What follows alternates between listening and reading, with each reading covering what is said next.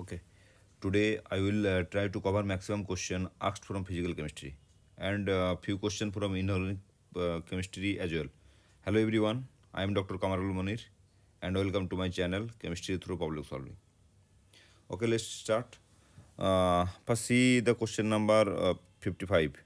Okay, the conductivity of centimolar solution of KCl at 25 degree centigrade is 0.210 ohm inverse centimeter inverse, and the resistance of the cell containing the solution at 25 degree centigrade is 60 ohm. The value of cell constant is. देखिए यहाँ पे चार option दिया हुआ है. यहाँ पे देखिए एक दिक्कत ये हो सकता है कि यहाँ पे बोला कि the conductivity of centimolar solution. तो ये सेंटीमोलर में ये मोलर देख के ना आपका दिमाग में ये आ सकता है कि ये मोलर कंडक्टेंस का फॉर्मूला होगा. लेकिन बस एक चीज़ इसके साथ ध्यान देना है. यहाँ पे जो वैल्यू दिया हुआ है ना, इसमें यूनिट देखिए. यहाँ पे जो यूनिट है ये है आपका स्पेसिफिक कंडक्टिविटी का. अब स्पेसिफिक कंडक्टिविटी पहले कहा जाता था, अभी तो बस आईपीएससी नोमेनक्लेचर के हिसाब से वो सिर्फ इसको कंडक्टिविटी बोलते हैं. तो वो जो स्पेसिफिक कंडक्टिविटी या फिर कंडक्टिविटी है उसका फॉर्मूला क्या है हमारे पास, कि उसका फॉर्मूला है kappa is equals to L by A R. आपको तो पता ही होगा कि इसमें एल बाई ए इसको बोलते हैं cell constant and 1/r is the the resistance of the cell. ठीक है ना. तो बस इसमें कुछ करना नहीं हमको बस ये फार्मूला जो है हमको इधर वैल्यू जो है ये बस पुट ही करना, फिर उसको आपको बन जाएगा आंसर. ठीक है ना. तो L by A is equal to kappa multiplied by R. तो यहाँ पे आपका कप्पा का वैल्यू देखिए क्या दिया हुआ है, 0.021 एंड मल्टीप्लाइड बाई ए हो गया आपका 60 ओम. ठीक है ना. 60 ये बन जाएगा आपका 1.26 सेंटीमीटर इनवर्स. ठीक है. देखिए एक चीज़ और भी मैं आपको बस क्लैरिफाई करना चाहता हूँ. वहाँ पे देखिए कभी कभार होता है ना कि देखिए यहाँ पे मतलब आपको ऑपरेशन क्या करना है, ये जो डेटा दिया है उसके अकॉर्डिंग ये आपको पता नहीं.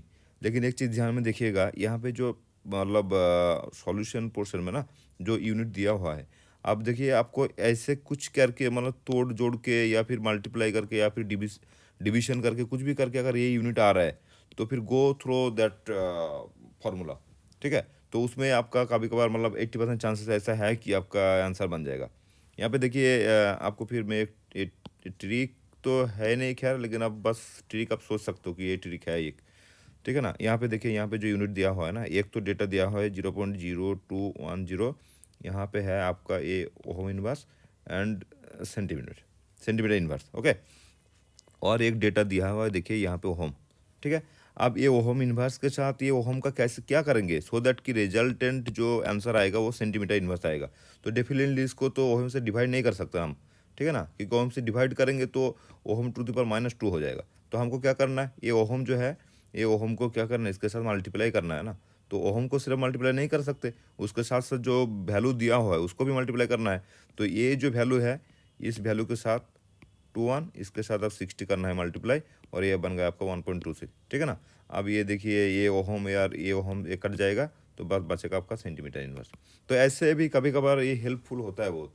तो आपको सिर्फ फार्मूला में नहीं ये यूनिट पे भी अच्छे से ध्यान देना है, क्योंकि फिजिकल केमिस्ट्री में ना ये दो ही चीज़ होता है, एक होता है ग्राफ एंड दूसरा है यूनिट. ये दोनों चीज़ अगर अच्छी से आपने मतलब आपका कॉन्फिडेंस बिल्डअप हो जाएगा, फिर फिजिकल केमिस्ट्री आपको ऐसे लगेगा कि अरे यार ये तो बहुत आसान था, हम तो पहले मतलब बेवजह डरते थे इससे. तो बस डरना नहीं है. ये दो चीज़ आपको क्लियर नहीं है तो बार बार उसको कोशिश करके जैसे तैसे किसी के हेल्प लेके आप just clear this two thing, कैसा ग्राफ ड्रॉ करना है और कैसे यूनिट को मतलब जनरेट करना है, फॉर्मुलेट करना है, कि एक मतलब डेफिनेशन से दूसरा डेफिनेशन कैसे रीच कर रहा है और कैसे ये यूनिट का चेंज हो रहा है, ये सारी चीज़ें ध्यान देना है. ये यूनिट आपको रट्टा नहीं मारना है भाई. यूनिट अगर रट्टा मारोगे ना तो ये दिक्कत देगा आपको. ठीक है ना. ये समझना है थोड़ा कैसे जनरेट हो रहा है यूनिट. ठीक है. आई होप आपका देखिए धीरे धीरे होगा, ऐसे अचानक तो होगा नहीं सारी चीज़ें. नेक्स्ट चले देख लेते हैं नेक्स्ट क्वेश्चन में क्या है. ओके. ये देखिए 56 वाला ऑप्शन क्वेश्चन जो है यहाँ पे भी वही असर्शन एंड रीजन वाला फंडा है. यहाँ पे असर्शन क्या, ये reaction can have zero activation energy. Okay. इससे पहले मैं एक फंडा आपको थोड़ा सा क्लियर करना चाहता हूँ। एक्चुअली आपके पास ऑलरेडी फंडा क्लियर है, आई होप सो। ठीक है ना। What is activation energy? Activation energy यानी क्या? देखिए आरएनएस के कॉन्सेप्ट था। कॉन्सेप्ट में ऐसा था कि कोई भी मॉलिक्यूल ना, एक reactant molecule in the sense reactant, यहाँ पे एक रिएक्टेंट मान लीजिए A+B2, खैर A+B2 नहीं, for the case of simplicity इसको हम कहेंगे मान लीजिए ए। ठीक है। अब ए से मान लीजिए बी में कन्वर्ट होगा, ये हो गया आपका एनर्जी और ये हो गया आपका रिएक्शन कोऑर्डिनेट आरसी। ठीक है। अब ए से बी में कन्वर्ट होगा, ए से बी में कन्वर्ट होगा तो इसको क्या होना है ना, थ्रो कुछ बाहर से आपको कुछ एनर्जी समटाइम्स सप्लाई करना है। और ये जो आपको टेंशन स्टेट है इसको बोलते हैं टीएस, मतलब टेंशन स्टेट। अब देखिए ये जिस लेवल ऑफ एनर्जी पे ये रिएक्टेंट है और ये जो टेंशन स्टेट है, ये इस इतना अमाउंट आपको बाहर से सप्लाई करना है इस मॉलिक्यूल को, सो दैट ये मॉलिक्यूल क्या ट्रैवल करके ये वैली क्रॉस करके इधर पहुंचे, और इधर जैसे पहुंचेगा ये बनेगा आपका बी। तो ये होगा आपका थ्रेशोल्ड वैल्यू। ठीक है ना। और ये जो डिफरेंसेस है ना, ये टेंशन स्टेट और इसका ग्राउंड स्टेट, मतलब ये रिएक्टेंट का जो डिफरेंस है, इस डिफरेंस को बोलते हैं एक्टिवेशन एनर्जी। ठीक है। ओके, एक फंडा इधर से और एक चीज़ मैं बता देता हूँ, वो भी कभी कभार परेशान कर देता है आपको। वो ऐसा है ना कि आपको 3-4 ग्राफ दे देगा। एक ग्राफ जहाँ ऐसे ये हो गया आपका रिएक्टेंट, ये हो गया आपका प्रोडक्ट, और ऐसे करके कई टेंशन स्टेट के थ्रू ऐसा पास कर देगा। ठीक है ना। ये कैसे दे दिया? ठीक है। और इसमें कि देखिए ये जो एनर्जी लेवल है इसका लेवल यहाँ पे है, और ये प्रोडक्ट का एनर्जी लेवल कहाँ पे है? यहाँ पे है। तो ये अगर एनर्जी मतलब रिएक्टेंट अगर प्रोडक्ट में कन्वर्ट होगा तो दिस अमाउंट ऑफ एनर्जी, मतलब यहाँ से यहाँ तक जितने एनर्जी का डिफरेंस बन रहा है, this amount of energy will release by through this reaction.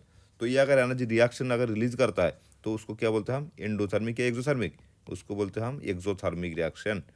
कोई भी रिएक्शन में अगर एनर्जी रिलीज करता है तो उसको बोलते हैं एक्सोथर्मिक रिएक्शन, और उसका वैल्यू होता है डेल्टा एच नेगेटिव। ठीक है। डेल्टा एच नेगेटिव यानी एक्सोथर्मिक रिएक्शन। अगर कोई रिएक्शन में मान लीजिए अभी अभी मान लीजिए यही अगर ग्राफ ऐसा दिखता, मान लीजिए ये ऐसा नहीं, ये ग्राफ मान लीजिए इधर होगा आपका रिएक्टेंट, ये रिएक्टेंट और प्रोडक्ट का है एनर्जी लेवल यहाँ पे, और ये ऐसा जा रहा है, तो ये होगा आपका टेंशन स्टेट। उसका मतलब ये होगा आपका टेंशन स्टेट, उसका मतलब ये जो एनर्जी डिफरेंस है, this difference of energy you need to supply for this reaction. तो ये हो गया आपका एक्टिवेशन एनर्जी। और ये जो डिफरेंस है एनर्जी का, मतलब ये प्रोडक्ट का एनर्जी लेवल एंड रिएक्टेंट के एनर्जी लेवल का जो डिफरेंस है, ये इस अमाउंट ऑफ एनर्जी ये फाइनली क्या होगा? कंज्यूम कर जाएगा। मतलब बाहर से आपको उतना अमाउंट हो, और यहाँ पे क्या था ना, शुरू में एक्टिवेशन एनर्जी जितना देंगे, अब देखिए this amount of energy it will release, okay, after getting activated this molecule, ये अमाउंट आपको रिलीज करके ये प्रोडक्ट फॉर्म करेगा। तो इतना अमाउंट आप जितना आपने इतना सप्लाई कर रहे हो और उसमें से इतना आप तो बाहर आ ही जा रहा है, लेकिन फिर भी उस मॉलिक्यूल में इतना अमाउंट ऑफ एनर्जी बाकी बचा रहेगा जो कि आपका रिएक्टेंट से ज़्यादा है। तो इस टाइप का अगर कोई ग्राफ है तो उसको बोलेंगे हम एंडोथर्मिक रिएक्शन। एंडोथर्मिक रिएक्शन यानी ये रिएक्शन क्या कर बाहर से आपका एनर्जी एब्जॉर्ब कर रहा है। ठीक है। ये दो हो गया। आप देखिए कहीं ना कहीं पे अगर कोई रिएक्शन मान लीजिए उसका रिएक्टेंट का मान लीजिए यहाँ पे एनर्जी स्टेट है और प्रोडक्ट का इधर, और यहाँ से सीधा इधर से आ रहा है, मतलब कोई ऐसा हार्म कुछ है नहीं। अगर उस टाइप का कोई रिएक्शन हो तो उसको बोलेंगे जीरो एक्टिवेशन एनर्जी। ठीक है ना। तो अभी फर्स्ट स्टेटमेंट देखिए, फर्स्ट स्टेटमेंट में क्या बोला है कि the reaction can have zero activation energy. अब हो सकता है इसमें एक कौन सा किस रिएक्शन में होता है, जिस रिएक्शन बहुत ही एक्टिव होता है रिएक्टेंट, और ये कोई मतलब बाहर से तो कुछ नहीं यूज होता ही नहीं कोई एनर्जी। ठीक है ना। जैसे कोई रेडिकल रिएक्शन, मान लीजिए ये हो गया आपका CH3 dot plus CH3 dot, कोई भी रेडिकल रिएक्शन हो तो ये हो जाता है आपका C2H6। ठीक है ना। इस टाइप का रेडिकल रिएक्शन में जीरो एक्टिवेशन एनर्जी होता है। तो ये reaction can have zero activation energy, ये स्टेटमेंट जो है सही है। अदर देन दिस, कोई अगर रेडिकल रिएक्शन नहीं हो तो उस केस में एक्टिवेशन एनर्जी जीरो पॉसिबल नहीं है, क्योंकि देखिए ये आपको बस एक आपको पता होगा आर्हेनियस का एक इक्वेशन है। ठीक है ना। इक्वेशन क्या है? K equals to A into E/RT। ठीक है। अब देखिए अगर E इक्वल टू अगर जीरो, मतलब एक्टिवेशन एनर्जी जीरो यानी क्या?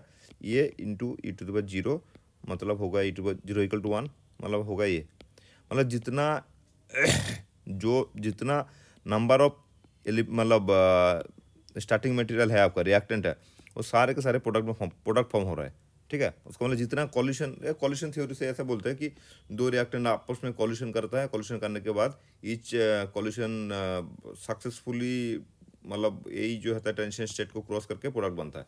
ये मतलब होता नहीं है स्टैटिस्टिकली, ठीक है। के इक्वल्स टू ये पॉसिबल है नहीं। तो आपको ऐसे देखेंगे तो activation energy zero is impossible. लेकिन अगर रेडिकल रिएक्शन हो तो उस केस में ये थ्योरी अप्लाई नहीं होता, और उस केस में आपको जीरो एक्टिवेशन एनर्जी का रिएक्शन देखने को मिलता है, ठीक है। So first statement is right. अब सेकेंड वाला देखिए, the minimum extra amount of energy absorb by reactant molecule so that their energy become equals to threshold energy. ये तो सही है, क्योंकि हमने आपको ग्राफ में यही दिखाया कि ये भाई मान लीजिए ये आपका थ्रेशोल्ड वैल्यू है, और ये अमाउंट ऑफ एनर्जी आपको क्या करना है, बाहर से सप्लाई करना, थ्रेशोल्ड एनर्जी से सप्लाई करना एक्स्ट्रा। तो ये हो गया आपका एक्टिवेशन एनर्जी, ठीक है। अब थ्रेशोल्ड वैल्यू जितना ऊपर होगा वो एक्टिवेशन एनर्जी टेंशन स्टेट से उतना कम एक्टिवेट करना पड़ेगा मतलब आपको, ठीक है। तो ये हो गया आपका सेकंड 56 वाला क्वेश्चन। अभी देखते हैं कौन सा कहाँ है भाई। Okay, which one is an example of heterogeneous catalysis. Okay, अब heterogeneous, what is heterogeneous catalysis. Before answering this question I just want to tell you one thing. देखिए हम क्या करता है, कोई भी ना रिएक्शन जब करता है कि रिएक्शन फ्लक्स में, तो यहाँ पे बहुत सारी चीज़ें होता है। एक हो सकता है कि यहाँ पे आपका रिएक्टेंट हो, एक हो सकता है कि कैटलिस्ट हो, एक हो सकता है सॉल्वेंट हो, ठीक है। ये तीनों हुआ, एंड उसके बाद बना आपका प्रोडक्ट।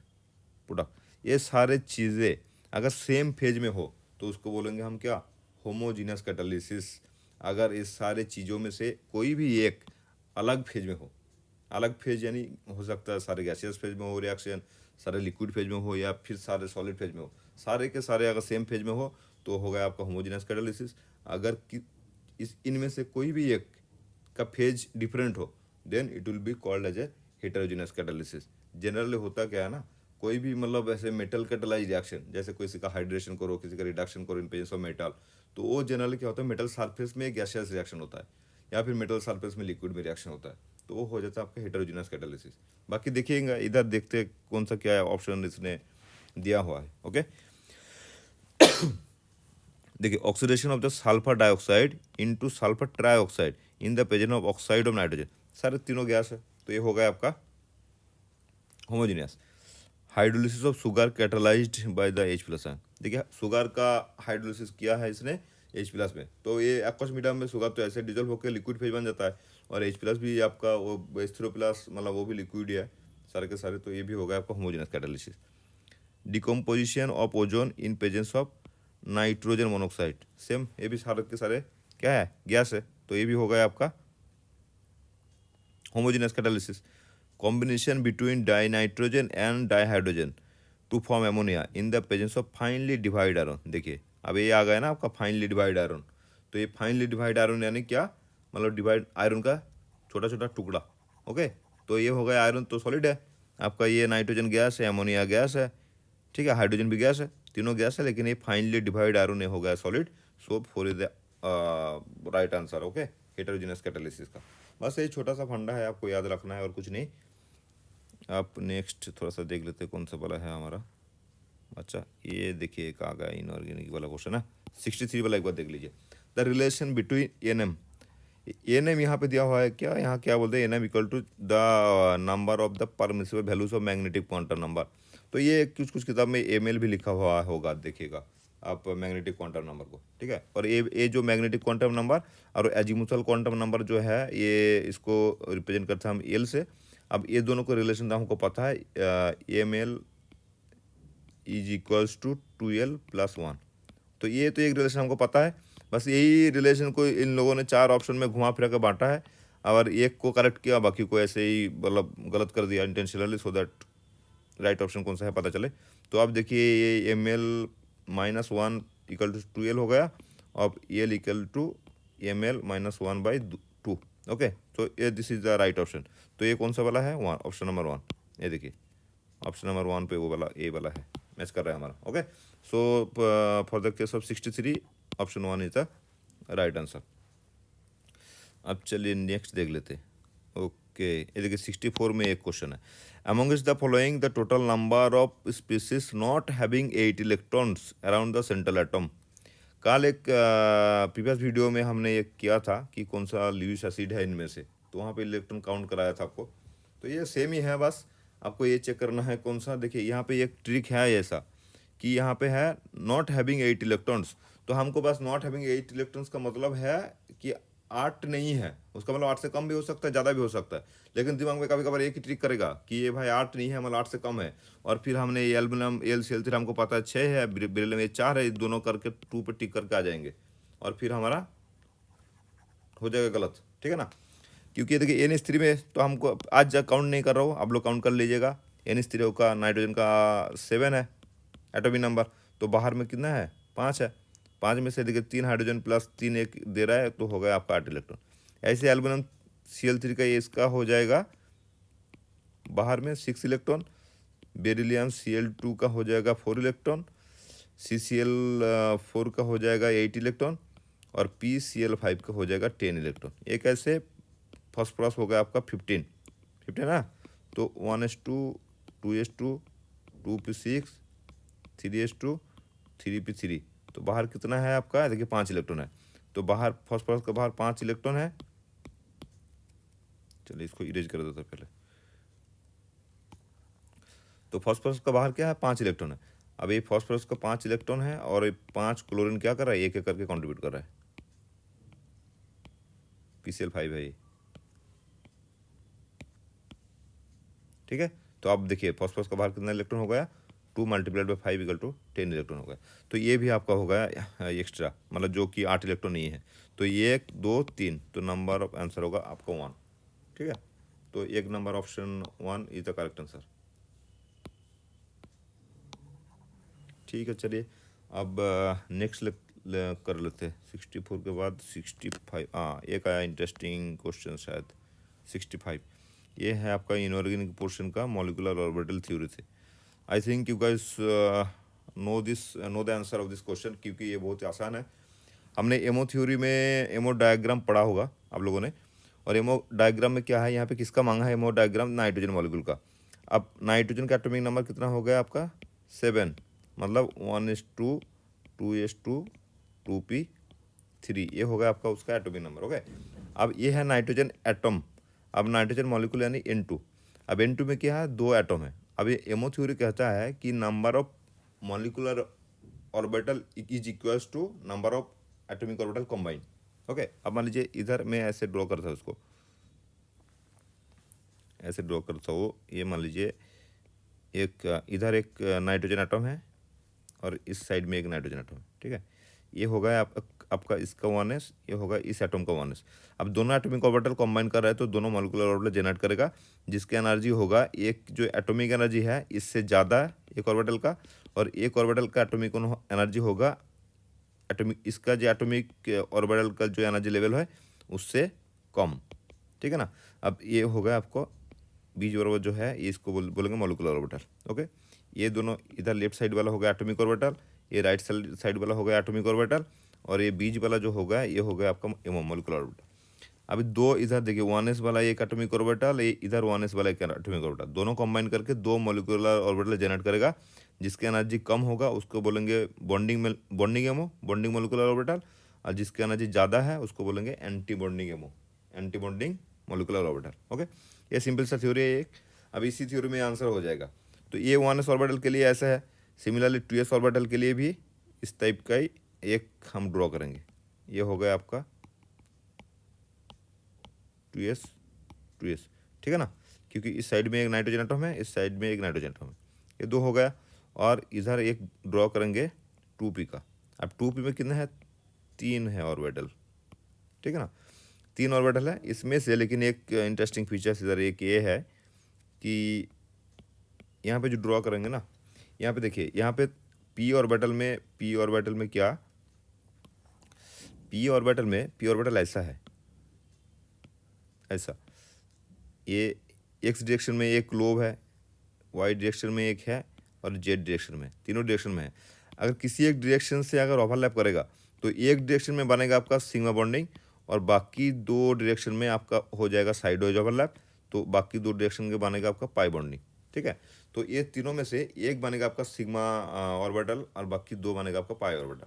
अभी होता ऐसा है कि ये जो सिग्मा इधर इधर भी ये सिग्मा, देखिए यहाँ पे जो बना ना, ये हो गया आपका सिग्मा 1s बॉन्डिंग और ये हो जाएगा sigma 1s anti bonding. Anti bonding को जनरली स्टार से रिप्रेजेंट करता है, तो ये हो जाएगा आपका सिग्मा 2s बॉन्डिंग और ये हो जाएगा आपका सिग्मा 2s एंटी बॉन्डिंग।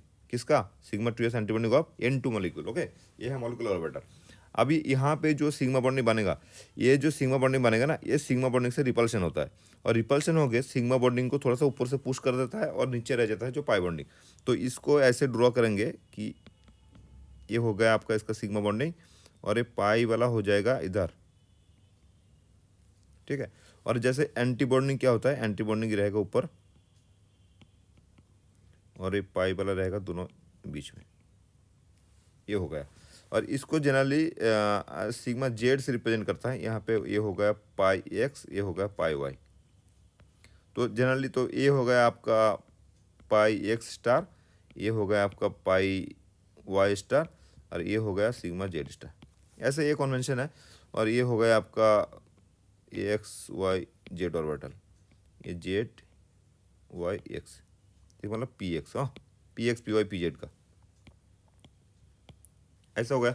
अब देखिए टोटल अगर एक एटॉमिक ऑर्बिटल में 7 इलेक्ट्रॉन था तो N2 में कितना होगा 14 इलेक्ट्रॉन। तो 7 इलेक्ट्रॉन अगर इधर भी डालेंगे 1s2 2s2 और हो गया आपका ये हो गया 2p3 इलेक्ट्रॉन। ठीक है ना। तो सिमिलरली इस नाइट्रोजन एटॉम में ऐसा ही होगा 1s2 2s2 और ये हो गया आपका 2p3। अब यहाँ पे देखिए, यहाँ पे जो 2 इलेक्ट्रॉन है, ये जो 2 इलेक्ट्रॉन है ना, ये यहाँ पे भी 2 इलेक्ट्रॉन है, तो ये क्या 2 इलेक्ट्रॉन बॉन्डिंग में जाएगा, 2 4 इलेक्ट्रॉन, सो 2 4 इलेक्ट्रॉन बॉन्डिंग में चला गया और 2 एंटी बॉन्डिंग में जाएगा। सिमिलरली ये भी 2 बॉन्डिंग में, 2 जाएगा आपका एंटी बॉन्डिंग में, होगा। तो ये फिर 1s2s का काम खत्म हो गया। अब यहाँ पे 3 and 3 6 इलेक्ट्रॉन है, तो पहले तो ये होगा 1 1 जाएगा, उसके बाद और भी इलेक्ट्रॉन आपके पास है तो इसको पेयर करिए, तो 4 बचा, फिर भी 2 इलेक्ट्रॉन आपके पास है तो इसको करेंगे पेयर। ओके, तो ये हो गया आपका, देखिए टोटल 14 इलेक्ट्रॉन हो गया। ठीक है ना, 4 4 8 6 14। अब देखिए इसका क्या, ये नीचे से एनर्जी ना, ये नीचे से एनर्जी ऊपर जैसे जाएंगे एनर्जी क्या होगा, एनर्जी इंक्रीज होता जाएगा। और कन्वेंशन ऐसा है कि हम देखिए फिर नीचे से राइट डाउन करना है। तो पहले वाला जो आ रहा है क्या आ रहा है, सिग्मा 1s बॉन्डिंग, उसके बाद सिग्मा 1 स्टार, ये देखिए सिग्मा 1s बॉन्डिंग, ये सिग्मा 1 स्टार, फिर सिग्मा 2s बॉन्डिंग, फिर sigma 2s star, sigma 2s star, फिर आ जाएगा आपका पाई एक्स बॉन्डिंग। ओके, ये देखिए पाई 2px बॉन्डिंग, और ये दोनों देखिए सेम लेवल पे है दोनों का एनर्जी, तो फिर इसको होगा pi x bonding equal to pi y bonding. तो pi x pi y equal to, इससे ज़्यादा एनर्जी कितना है सिग्मा जेड का, ये देखिए सिग्मा पी जेड का। उसके बाद कौन आएगा, पाई वाई स्टार पाई जेड स्टार, फिर आएगा आपका सिग्मा जेड स्टार। तो pi x star Y star, फिर ये देखिए आएगा जेड स्टार। ठीक है ना। तो ये option 1 is the right answer. Actually ये आपको मेमोराइज करना है। और ये इस टाइप का जो रिपल्शन है ना, ये बहुत कचरा कर दिया हमने इधर, तो चलिए छोड़िए। इस टाइप का जो रिपल्शन है, जैसे ये आपका सिग्मा रिपल्शन जो बोल रहा हूँ मैं, ये रिपल्शन आपको नाइट्रोजन तक देखने को मिलेगा। नाइट्रोजन के बाद वाला जो मॉलिक्यूल है, जैसे ऑक्सीजन एंड फ्लोरीन, इसका जो एमओ डायग्राम हम ड्रॉ करेंगे, इसमें आपका सिग्मा रिपल्शन वाला देखने को नहीं मिलेगा। उस केस में आपको कैसा होता है, पी ऑर्बिटल का मेरे पास ड्रॉ करके दिखा रहा हूँ आपको। पी ऑर्बिटल आपको इस तरह कुछ दिखता है, पी ऑर्बिटल के एमओ। अब ये चला जाएगा आपका सिग्मा, ठीक है, और ये जाएगा आपका पाई, कुछ इस तरह का दिखेगा। तो ये होगा आपका सिग्मा जेड वाला, और ये होगा पाई एक्स पाई वाई, ये पाई एक्स स्टार पाई जेड स्टार, और ये हो गया आपका सिग्मा जेड स्टार। ठीक है, ये होगा आपका ऑक्सीजन का एंड फ्लोरीन का। ओनली आपको ये ध्यान रखिएगा, अप टू नाइट्रोजन तक ही ये जो सिग्मा का रिपल्शन है, मतलब इस तरह का देखने को मिलता है अप टू नाइट्रोजन तक। नाइट्रोजन के बाहर जो जाएंगे तो उस केस में आपको ये वाला देखने को नहीं मिलेगा, रिपल्शन वाला देखने को नहीं मिलेगा। ये एक चीज़ आप थोड़ा सा याद रखिए। ओके, ये तो 65 डन। अब देखते हैं 66 में ये ओके। देखिए ये सिंपल सा क्वेश्चन, कभी कभार ऐसा होता है ना, ये इतना सिंपल पूछ देता है कि फिर लगता है यार इतना पढ़ के फायदा क्या। देखिए the number of sigma bond and pi bond and lone pair of electrons in the pyridine respectively. यार अब pyridine का स्ट्रक्चर ड्रॉ करेंगे, फिर हम सिंपल सा बात है, ये करेंगे pyridine का स्ट्रक्चर। ये हो गया, ठीक है ना। अब नंबर ऑफ इलेक्ट्रॉन नहीं पूछा, नंबर ऑफ पेयर पूछा है, ठीक है। तो जितना सिग्मा बॉन्ड है उतना सिग्मा बॉन्ड पेयर, जितना पाई बॉन्ड है उतना पाई बॉन्ड पेयर, और यहाँ पे भाई एक लोन पे रहता है, ठीक है। तो हो गया काम खत्म। देखिए 1 2 3 4 5 और रिंग पे 6, तो 11 हो गया सिग्मा बॉन्ड पेयर, ये 3 हो गया आपका पाई बॉन्ड पेयर, और ये हो गया आपका लोन पेयर। तो 11 3 1, मतलब ये option 3 is the right answer. तो ये आसान सा सवाल था, एक हो गया आपका। ओके चलिए एक आसान सा सवाल है इधर 67 पे, ये थोड़ा सा देख लेता है हम। यहाँ पे क्या, इंटरमोलिकुलर फोर्स और force of attraction and repulsion between the interacting particles that will include. Okay यहाँ पे देखिए 5 ऑप्शन दिया हुआ है। यहाँ पे 5 ऑप्शन ना, इस टाइप का सवाल जब पूछेगा आपको, एक थंब रूल आपको बता दे रहा हूँ, इनमें से एक मतलब हो सकता है, इनमें से एक दो आपको मतलब आप नहीं भी जान सकते, लेकिन ऐसा एक ऑप्शन यहाँ पर दिया रहेगा जो कि वो आपको पता होगा कि ये गलत है, और उसी को पकड़ के आपको बाकी एलिमिनेट करना है, ठीक है ना। ये ज़्यादातर मतलब ऐसा ही रहता है इस टाइप का ऑप्शन। तो यहाँ पे क्या बोला, इंटरमोलिकुलर मतलब 2 मॉलिक्यूल होगा, ठीक है ना, एक मॉलिक्यूल दूसरे मॉलिक्यूल से या तीसरे मॉलिक्यूल से जो फोर्स ऑफ अट्रैक्शन है। देखिए ऐसे तो है, ये डाइपोल फोर्स जो है, डाइपोल फोर्स ऑफ अट्रैक्शन या रिपल्शन, ये हो गया आपका इंटरमोलिकुलर फोर्स। जैसे डाइपोल इंड्यूस डाइपोल का फोर्स हो गया, ये भी हो गया आपका इंटरमोलिकुलर फोर्स। हाइड्रोजन बॉन्डिंग ये भी होता है, ये कभी कभार इंट्रामोलिकुलर होता है, कभी कभार इंटरमोलिकुलर भी होता है, ठीक है, तो इसको भी हम पकड़ेंगे। और ये कोवैलेंट बॉन्डिंग, देखिए कोवैलेंट बॉन्डिंग कभी भी इंटरमोलिकुलर नहीं होता, ये मतलब कोवैलेंट बॉन्डिंग मतलब हो गया आपका एक एक केमिकल फोर्स जो एक की मतलब दोनों मिलकर एक ही मॉलिक्यूल बन जाता है, ठीक है ना। तो ये हो गया आपका, ये इसको इंटरमोलिकुलर फोर्स ऑफ अट्रैक्शन नहीं बोलेंगे। तो बस ये हो गया आपका, ये डिस्पर्सिव फोर्स भी है। तो अगर आपको मान लीजिए डाइपोल इंड्यूस डाइपोल पता नहीं, या फिर डाइपोल डाइपोल पता नहीं, लेकिन ये कोवैलेंट बॉन्डिंग तो आपको पता है ना, ये इंटरमोलिकुलर टाइप का फोर्स नहीं है, ये है केमिकल बॉन्डिंग फोर्स, ठीक है। तो इसको बस छोड़ के बाकी आप देखिए डी जहाँ पे है उसको कट करते रहिए, फिर देखिए आपका आंसर बन जाएगा। ये देखिए यहाँ पे डी है तो ये नहीं होगा, यहाँ पे डी है तो ये नहीं होगा, ये देखिए यहाँ पे डी नहीं है लेकिन यहाँ पे भी डी है, तो हमारा क्या आंसर बना, answer number 3। Okay so answer number 3, option number 3 is the right answer. बस यही एक आधा तरीका है, कभी कभार मतलब मैक्सिमम केस में तो होगा ऐसे ही, इस टाइप का एलिमिनेशन करके आपका बन जाएगा। कभी भी कोई भी आंसर अगर आपको पता नहीं है एग्जाम हॉल में, तो आप उसको 2 3 4 बार पढ़िए, कि हो सकता है कि आपका दिमाग में उस टाइम क्लिक नहीं हो रहा है, इसलिए आप आंसर नहीं कर पा रहे। ऐसा नहीं है कि आपको बिल्कुल पता नहीं बस और एकदम से पता नहीं छोड़ दिया, ऐसा मत करिएगा।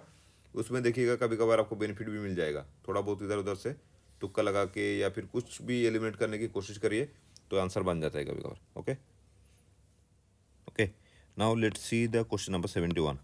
Okay the element expected to form largest ion to achieve the nearest noble gas configuration is.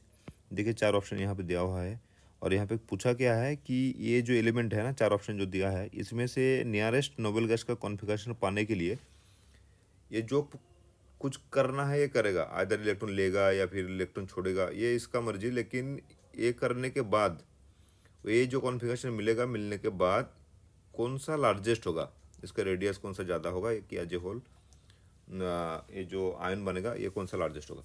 चलिए 1 बाय 1 देखते हैं इसको। एक नंबर पे है आपका ऑक्सीजन, ऑक्सीजन का एटॉमिक नंबर 8, यानी क्या, इसका सेंटर में क्या है 8 प्रोटॉन है, और इसका फर्स्ट ऑर्बिटल में है 2 इलेक्ट्रॉन, और बाहर है इसका आपका 6 इलेक्ट्रॉन, 6 इलेक्ट्रॉन। अभी ये ऑक्सीजन को 8 इलेक्ट्रॉन होने के लिए क्या 2 इलेक्ट्रॉन बाहर से लेना पड़ेगा, 2 इलेक्ट्रॉन लेंगे तो ये होगा O डबल माइनस। ओके तो ये बन गया आपका 8 इलेक्ट्रॉन। अभी देखिए इसका टोटल नंबर ऑफ इलेक्ट्रॉन है, टोटल नंबर ऑफ इलेक्ट्रॉन है आपका 10, और प्रोटॉन है इसका 8, ठीक है ना। तो ये 8 प्रोटॉन क्या करेगा, ये 10 इलेक्ट्रॉन को अपने मतलब कोलम्बिक लॉ ऑफ अट्रैक्शन में वो खींचेगा, और खींच के क्या करेगा, इसका साइज, क्योंकि देखिए हर एक में ना ईच एंड एवरी आयन जो बनेगा और एक सेम ऑर्बिटल में ही, मतलब n इक्वल टू 2, मतलब 2 नंबर ऑर्बिटल में इलेक्ट्रॉन ऐड होगा या फिर जो रहेगा। तो अभी ये बाहर वाला जो इलेक्ट्रॉन है, ये 8 इलेक्ट्रॉन 2 नंबर पे जो है, इसमें फोर्स ऑफ अट्रैक्शन बस सेंटर में जितना आपका प्रोटॉन है, वो प्रोटॉन क्या करेगा, इसको अपने सेंटर की तरफ खींचेगा और खींच के क्या करेगा, इसका रेडियस कम करने के लिए ये कोशिश करेगा। अब ये फोर्स ऑफ अट्रैक्शन जिसमें जितना ज़्यादा है उसका रेडियस उतना कम होगा, ये मतलब बेसिक सा प्रिंसिपल है। अब इसी प्रिंसिपल के लिए ना ये पीरियोडिक टेबल आप जैसे लेफ्ट टू राइट जाएंगे से ये इस प्रिंसिपल में ये क्या होता है, लेफ्ट टू राइट क्या होता है, रेडियस धीरे धीरे घटता जाता है। क्योंकि जब से मान लीजिए एक में ये नाइट्रोजन, ऑक्सीजन और फ्लोरीन वाला एक बार सिंपल सा फंडा बता देता हूँ आपको। नाइट्रोजन का एटॉमिक नंबर है आपका 7, मतलब इसका नाइट्रोजन का न्यूक्लियस में क्या है ना 7 इलेक्ट्रॉन है। अब 7 इलेक्ट्रॉन, सॉरी 7 प्रोटॉन है। अब 7 प्रोटॉन है और बाहर है क्या, इस पे 7 इलेक्ट्रॉन, ठीक है ना, टोटल 7 इलेक्ट्रॉन। अब ये 7 प्रोटॉन क्या करेगा, 7 इलेक्ट्रॉन का क्या करेगा, खींचेगा।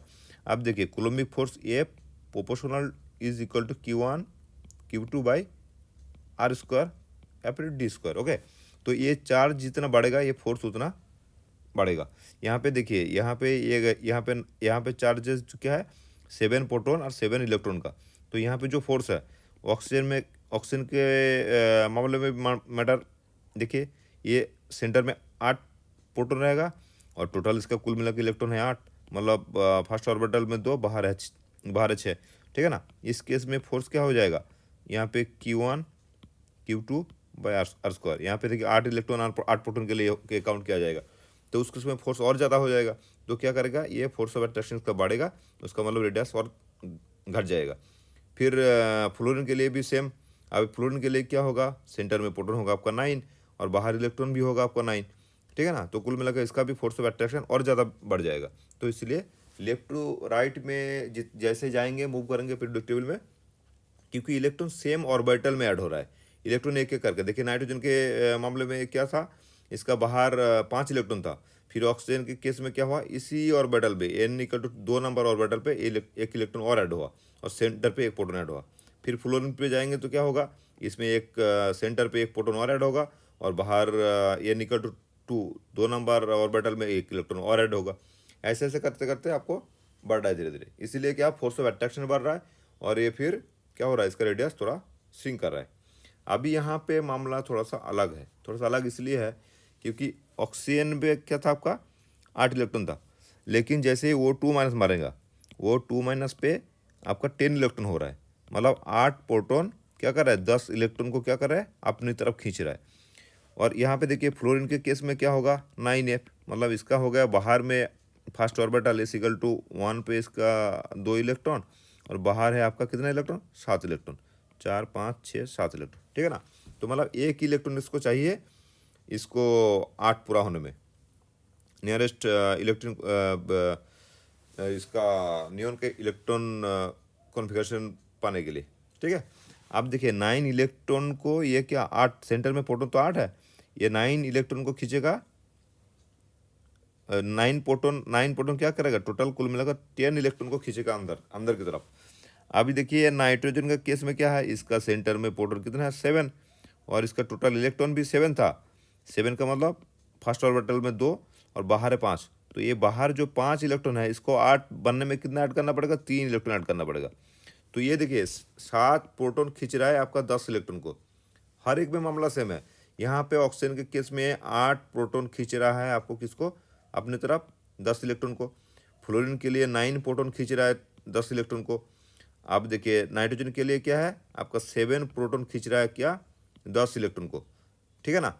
तो देखिए ये जो मतलब फोर्स ऑफ अट्रैक्शन किस में ज़्यादा होगा, सबसे ज़्यादा ऐसा होगा कि नंबर ऑफ प्रोटॉन जितना बढ़े, क्योंकि सारे एक में इलेक्ट्रॉन फिक्स्ड है। इवन सोडियम के केस में भी देख लीजिए 4 नंबर पे जो ऑप्शन है सोडियम के केस में क्या है, 11 इलेक्ट्रॉन नंबर है उसका जो थर्ड ऑर्बिटल में 1 इलेक्ट्रॉन है उसको इजेक्ट कर देगा। इजेक्ट करने के बाद वो मिलेगा आपका 10 इलेक्ट्रॉन। तो सोडियम के मामले में क्या है, 11 प्रोटॉन है, वो खींच रहा है आपका 10 इलेक्ट्रॉन को, ठीक है ना। तो 1 इलेक्ट्रॉन में सबसे ज़्यादा पॉजिटिव फोर्स किस में ज़्यादा अप्लाई हो रहा है, ये सोडियम वाला की केस में।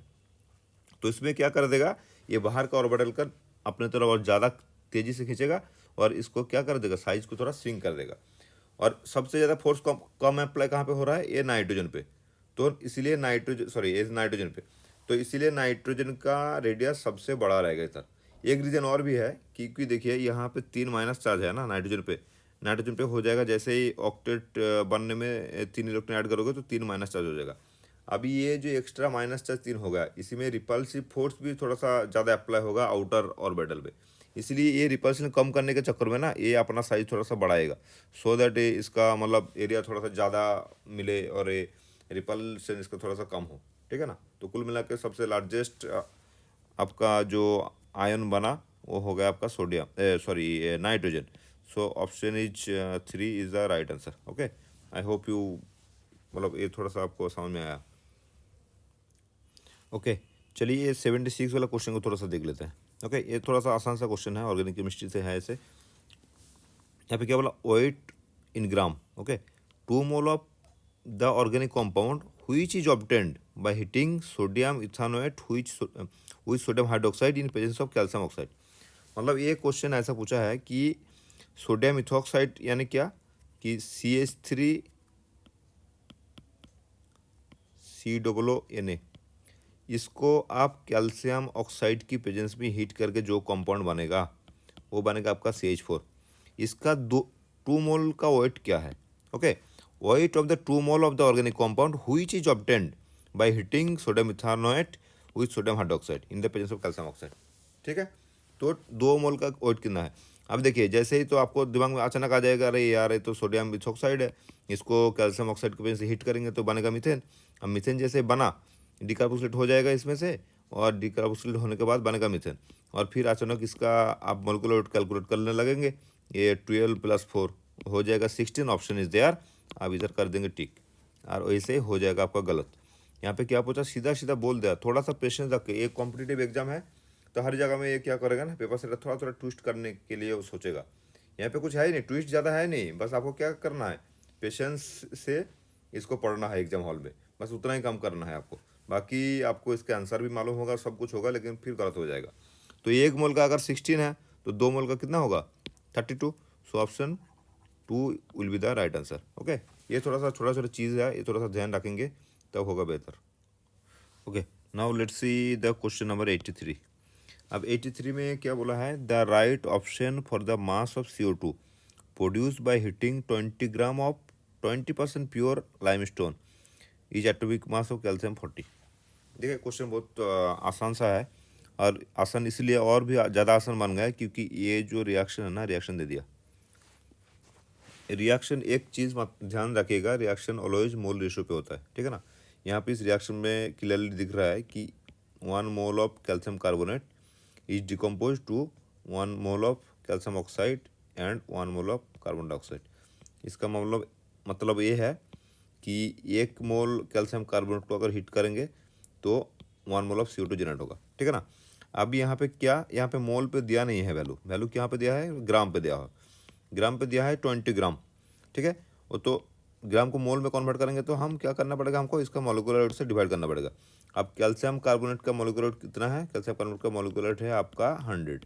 अब ये कैसे बना कि कैल्शियम का मोलिकुलर वेट है 40 प्लस कार्बन का है 12 प्लस ऑक्सीजन का 16 और है 3, तो 16 × 3 ये करके बनेगा आपका 100।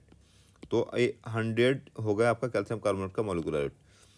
सो 20 ग्राम इज इक्वल्स टू कितना मोल हो जाएगा आपका, 20 ग्राम इज इक्वल्स टू आपका हो गया 0.2 मोल ऑफ कैल्शियम कार्बोनेट, ठीक है ना। अब 0.2 मोल ऑफ कैल्शियम कार्बोनेट में आपका कितना कार्बन डाइऑक्साइड जनरेट करेगा, 0.2 मोल ऑफ CO2 जनरेट करेगा, ठीक है।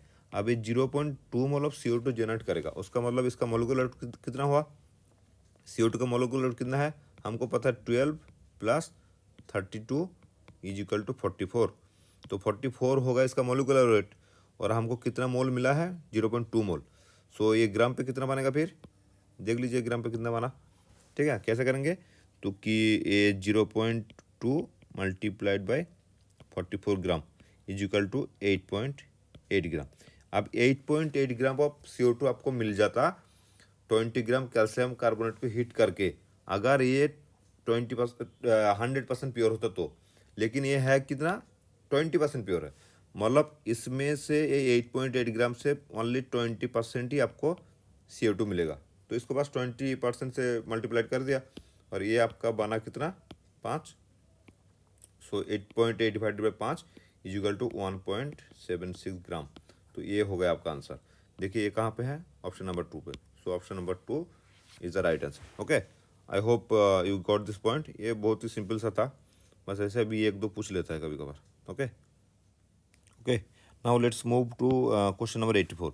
For a certain reaction the rate is equals to this when the initial concentration of A is tripled keeping concentration B constant the initial rate would be।